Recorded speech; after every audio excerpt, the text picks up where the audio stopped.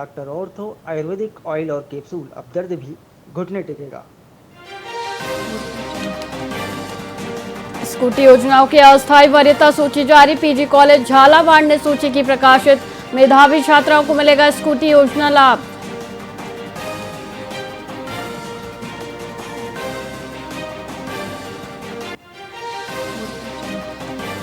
कांग्रेस में एकजुटता का संदेश देते दिखे पायलट बोले मेरे प्रति भी गहलोत का विशेष लगाव। पायलट ने गहलोत को अपने पिता के समान बताया।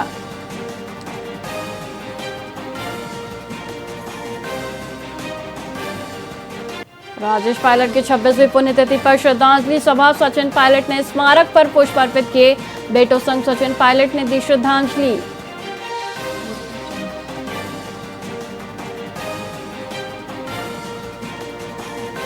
भारत पाक बॉर्डर पर गूंजी एफएम रेडियो की धुन। रामगढ़ में 20 किलोवाट एफएम रेडियो स्टेशन शुरू। केंद्रीय मंत्री अश्विनी वैष्णव ने वर्चुअली किया उद्घाटन।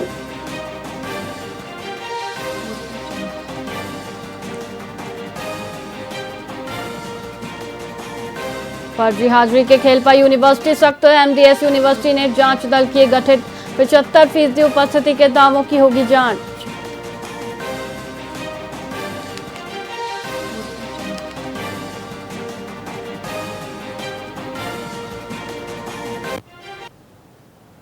नमस्कार, आप देख रहे हैं वीआईपी न्यूज और मैं हूं आपके साथ वैशाली श्रीवास्तव। आइए रुक करते हैं खबरों की ओर।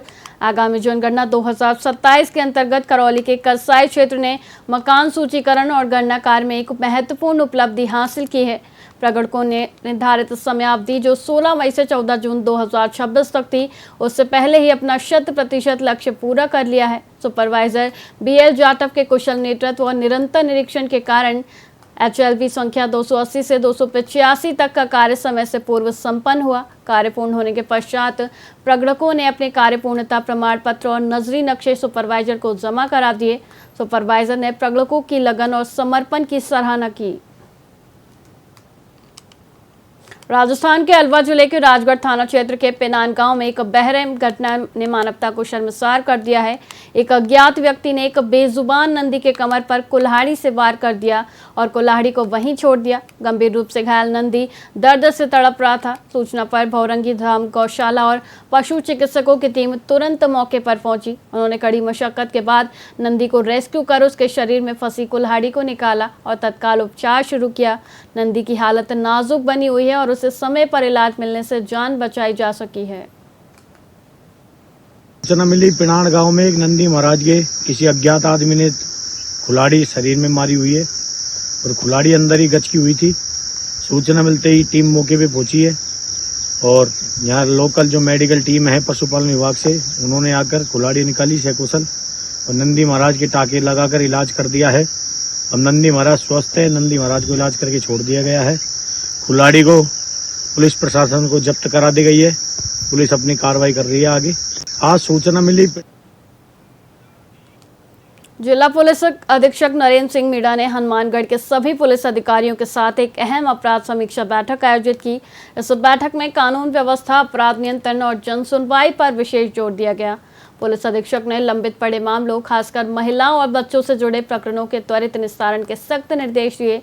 नशा तस्करी के खिलाफ जीरो टॉलरेंस की नीति अपनाते हुए सक्रिय तस्करों पर कड़ा प्रहार करने और नशे के नेटवर्क को ध्वस्त करने के लिए विशेष अभियान चलाने का आदेश दिया।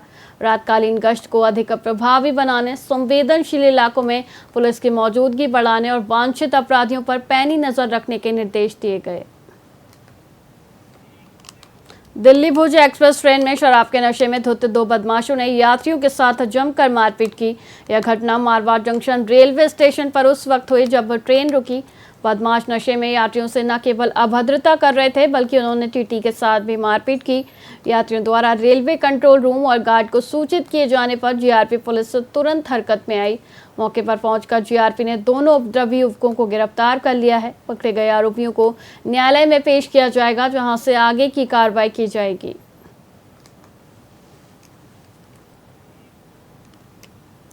पाली जिले के रानी थाना क्षेत्र में पुलिस और तस्करों के बीच जमकर फायरिंग हुई। नाकाबंदी तोड़कर भागने की कोशिश कर रहे तस्करों ने पुलिस पर गोली चलाई, जिसके जवाब में पुलिस ने भी फायरिंग की। इस मुठभेड़ में बाड़मेर निवासी एक तस्कर खेताराम के पैर में गोली लगी, जिसे इलाज के लिए बांगड़ अस्पताल लाया गया। पुलिस ने एक अन्य तस्कर भैराराम को भी गिरफ्तार कर लिया है और डोडा पोस्ट से भरी स्कॉर्पियो जब्त की है। हालांकि एक अन्य स्कॉर्पियो से मादक पदार्थ लेकर भागे तस्करों की तलाश जारी है। मारवाड़ जंक्शन के झांझरिया हनुमान मंदिर परिसर में विकसित भारत संकल्प सम्मेलन का आयोजन किया गया। इस कार्यक्रम की अध्यक्षता मारवाड़ विधायक केसाराम चौधरी और जिला भाजपा अध्यक्ष सुनील भंडारी ने की। सम्मेलन में प्रधानमंत्री नरेंद्र मोदी के 12 वर्ष के सुशासन की उपलब्धियों पर विस्तार से चर्चा हुई। देश को मजबूत, आत्मनिर्भर और विकसित बनाने की दिशा में किए गए उल्लेखनीय कार्यों का बखान किया गया। इस अवसर पर झांझरिया हनुमान मंदिर में पूजा अर्चना कर प्रधानमंत्री के दीर्घायु की कामना की गई। एक प्रदर्शनी और चित्रकला प्रतियोगिता का भी आयोजन हुआ।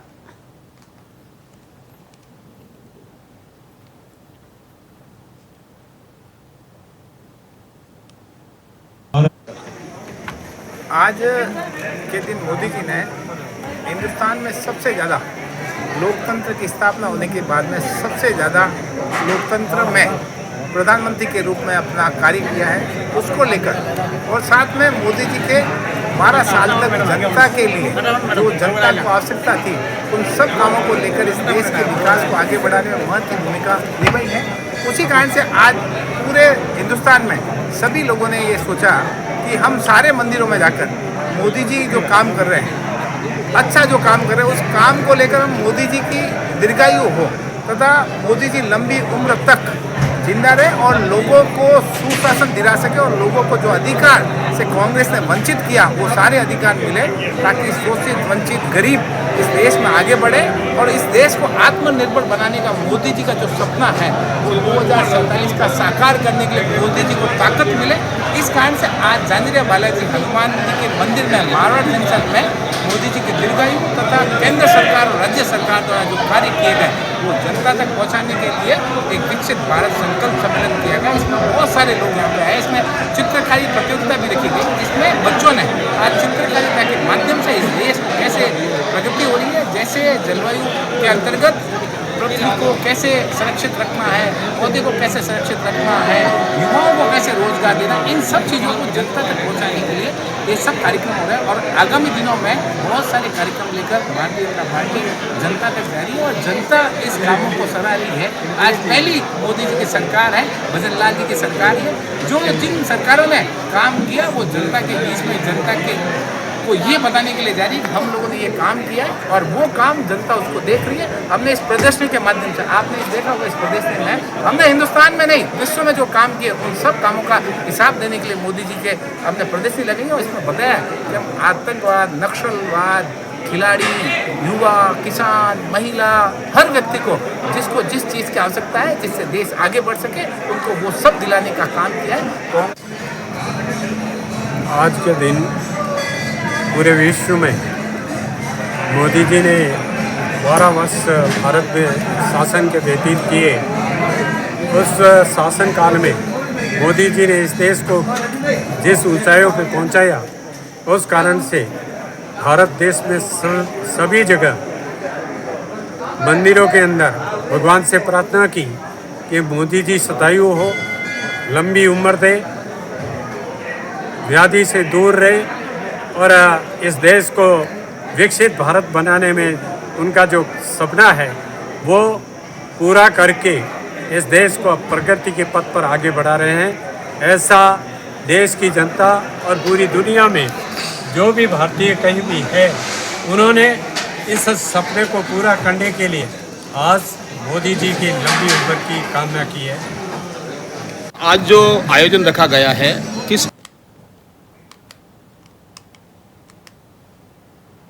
चिकित्सा मंत्री गजेंद्र सिंह खीमसर बीकानेर के पीबीएम अस्पताल में 6 प्रसूताओं के इलाज में लापरवाही के मामले पर संज्ञान लेने पहुंचे। उन्होंने डॉक्टरों के साथ बैठक की और मरीजों से मुलाकात की। मंत्री ने पत्रकारों को बताया कि सभी 6 मरीजों को पूरी जानकारी उन्हें दे दी गई है। एक मरीज वेंटिलेटर पर गंभीर स्थिति में 15 मई से भर्ती है, जबकि अन्य 4 में से 2 खतरे से बाहर हैं और 2 की स्थिति में सुधार हो रहा है। जयपुर और जोधपुर से आई जांच कमेटियों की रिपोर्ट में अभी तक कोई लापरवाही नहीं पाई गई है। मंत्री ने विस्तार से बताया कि हर मरीज के आने जाने, समस्या और वर्तमान स्थिति की जानकारी वे शाम 4 बजे पत्रकारों को देंगे। मेरे को A to Z 500 पेशेंट्स के बारे में कब आए कब गए उसके बारे में पूरे मुझे डिटेल्स इन्होंने दे दी है। और जो आपको एक साथ में 4 बजे एक पेशेंट के बारे में मैं आपको मुझे टाइम लगेगा बैठ के टेबल पे बैठ के आपको एक पेशेंट का कब आए, क्या हुआ, क्यों प्रॉब्लम था और उनकी अभी स्थिति क्या है, वर्चुअल अभी स्थिति क्या है उसके बारे में आप में बैठ के अच्छी तरह आधा घंटा बैठेंगे। मैं आपको नहीं जिस तरह से कोटा की रिपोर्ट में देखिए एक पेशेंट गंभीर है जी वेंटिलेटर पे वो 15 मई से है जी उसके बाद उसके अलावा जो बाकी के 4 पेशेंट से दो बिल्कुल आउट ऑफ डेंजर है और 2 जो है अच्छी रिकवरी कोटा के अभी तक कुछ भी पता नहीं। आपने जोधपुर से एक कमेटी भेजी, एक हमारी कमेटी की रिपोर्ट तो मेरे पास है, उसमें अभी तक कुछ भी नेग्लिजेंसी या कुछ भी नहीं है। वो तो वो हमें जो पता है वो आपको थोड़ी ना बोलूंगा, मैं बताऊंगा कि क्या कारण था, क्या वास्तविक सिचुएशन है, क्या अब उनका क्या उपचार हो रहा है, उनका नाम क्या, कहाँ से है, कब है, कितने बजे। जो गंभीर महिला है, ये जो गंभीर महिला है इसको रेफर क्यों नहीं करते?